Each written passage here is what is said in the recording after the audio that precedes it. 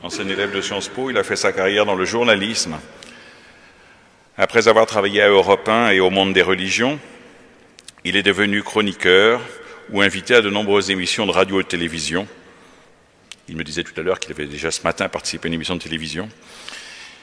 Puis il est devenu directeur de rédaction de la revue La Vie depuis 8 ans. Et là, en lien avec les Amis de la Vie, il a lancé aussi les États généraux du christianisme, dont 2 éditions, celles de 2010 et 2011, ont eu lieu ici à Lille. Jean-Pierre Denis est aussi essayiste, avec un livre « Pourquoi le christianisme fait scandale » que vous pourrez trouver, si vous voulez, à la sortie, paru au Seuil. Et c'est aussi moins connu, il est poète, avec 2 volumes parus dans l'éblouissant oubli, en 2010 chez Ad-Solem, et plus récemment en 2012, toujours chez Ad-Solem, Manger parole. Ce soir, c'est le journaliste qui est notre invité. Dans ce cadre, ici, nous allons l'écouter religieusement, si je puis dire, puis vous aurez la possibilité de lui poser des questions. Mais auparavant, je donne la parole à Dominique Huige, qui va vous dire quelques mots sur les Amis de la Vie, notre partenaire dans cette invitation. Bonsoir à tous.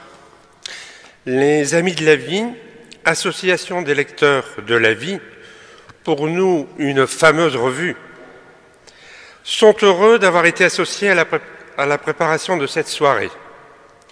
Bienvenue dans le Nord, Jean-Pierre. Bonsoir à tout le monde. Je suis très heureux d'être avec vous ce soir, effectivement, retrouvant Lille après la merveilleuse expérience des États généraux du christianisme que nous avons eu le bonheur de faire ici 2 fois. Peut-être que quelques-uns d'entre vous y ont participé. C'est toujours un exercice assez difficile d'aller prêcher chez des prêcheurs, hein, donc je ne prêcherai pas d'ailleurs du coup. Je ne suis pas là pour prêcher, mais d'autant plus que le sujet qui m'est proposé ce soir, sous ces airs anodins, est assez vicieux en fait. Je le qualifierais de vicieux, mon père. D'abord, un monde ancien s'en est allé, un monde nouveau est arrivé. Quand vous posez la question à un cardinal, comme c'était le cas, je crois, pour parler de l'Église, on cerne à peu près le sujet. Quand vous posez la question à un économiste, je crois que ce sera le cas de Gaël Giraud, on cerne à peu près le sujet. Mais alors, quand vous posez la question à un journaliste, vous exposez à cette difficulté que le journaliste, et en particulier l'éditorialiste, ne connaît rien à aucun sujet et parle de tous les sujets. Vous le savez très bien. Mais ce qui est vicieux aussi, c'est que l'intitulé de ce soir, un monde ancien s'en est allé, un monde nouveau est arrivé. Il a un petit air de cantique comme ça, bien sympathique. Et puis, quand on essaie de se souvenir d'où vient cette formule, eh bien, elle vient quand même de Saint Paul. Donc, la barre est placée assez haut. Surtout que Saint Paul, quand Saint Paul évoque ce monde ancien qui s'en est allé et ce monde nouveau qui est déjà né, il ajoute juste avant, si quelqu'un est en Christ, il est une créature nouvelle, et il ajoute juste après, tout vient de Dieu. Donc cette problématique, elle est située directement dans une perspective de la relation avec Dieu. Alors évidemment, je ne vais pas vous faire de la théologie, encore moins, parce que j'aurai encore plus le sentiment d'imposture. Alors du coup, je vais m'employer à démolir votre intitulé, tant pis pour Saint Paul. Pour commencer, qu'est-ce que c'est que ce sujet-là? Qu'est-ce que c'est qu'un monde? De quel monde parle-t-on? Et quel monde s'en est allé? Quel monde est arrivé? Justement, c'est bien la question. En réalité, je trouve que c'est une bonne question. Ce qui s'en est allé, je pense que c'est le monde. Et c'est justement le problème. Le monde, c'est-à-dire, au fond, nous avions un imaginaire. Nous avions une expérience partagée. nous avions une histoire partagée, nous avions une cosmologie partagée, et tout ça s'en est allé. Nous étions dans un monde reçu, c'était le monde de la tradition. Nous étions dans un monde qui était un monde orienté. C'est bien pour ça que les églises sont tournées vers l'Est, littéralement tournées vers l'Orient. Et aujourd'hui, eh bien, l'Occident est désorienté. Il a perdu le sens même, la direction même vers laquelle il était tourné. Et cette direction, eh bien, comme le faisait remarquer saint Paul, c'était le Christ. Donc nous vivons dans un monde qui n'est plus orienté et qui en particulier n'est plus normé par le christianisme. Je vous apprends pas grand-chose en vous disant ça, vous le constatez tous les jours. René Char disait que notre héritage ne fut précédé d'aucun testament. C'était sa façon de le dire. Un monde s'en est allé. Je relisais récemment quelques textes de Charles Péguy.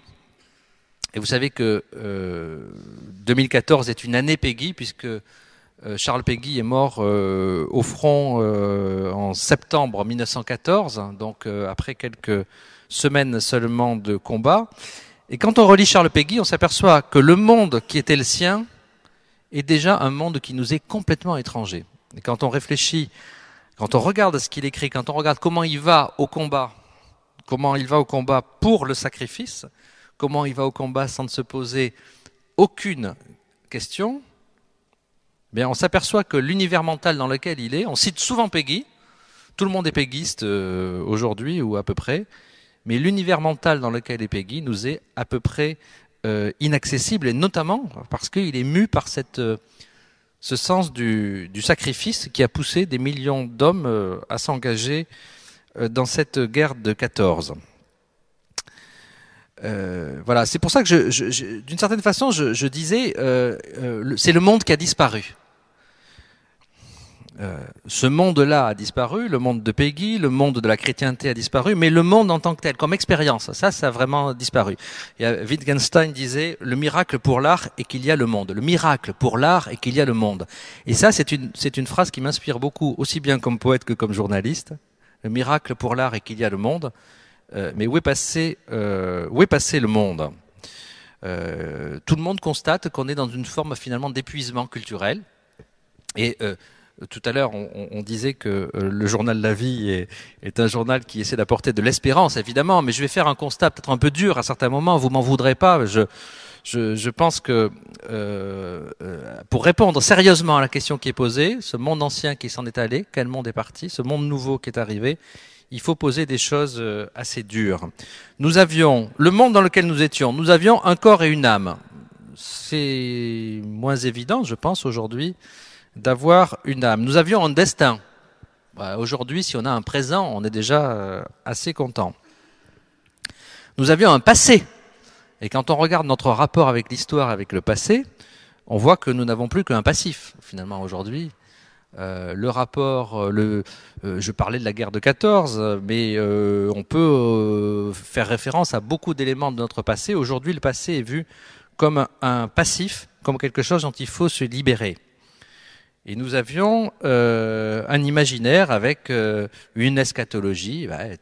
Tout vient de Dieu et tout va à Dieu. Qu'est-ce qui reste de ce monde-là? Je pense qu'il ne reste pas grand-chose. Et en particulier, si on prend quelques petits exemples de cette disparition de ce monde-là, on s'aperçoit qu'en fait, ça concerne à peu près tous les débats de société que nous traversons aujourd'hui.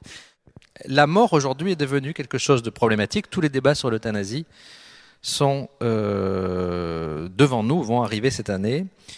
Et parce que, justement, la mort faisait partie de notre imaginaire et aujourd'hui, elle ne fait plus partie de notre imaginaire.